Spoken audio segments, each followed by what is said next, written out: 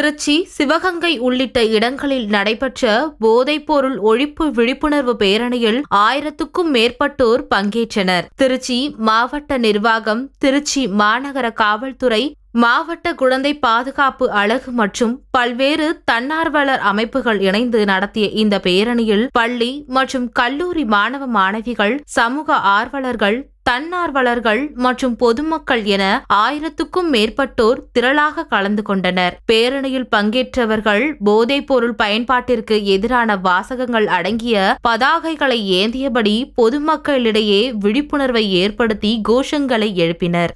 மண்ணிலும் மலையிலும் ஆற்றிலும் காற்றிலும்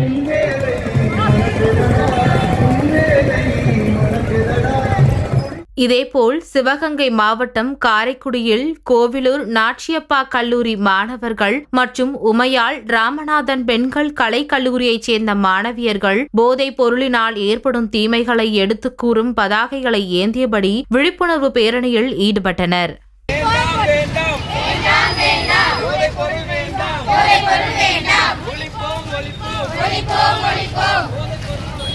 ஒழிப்போம்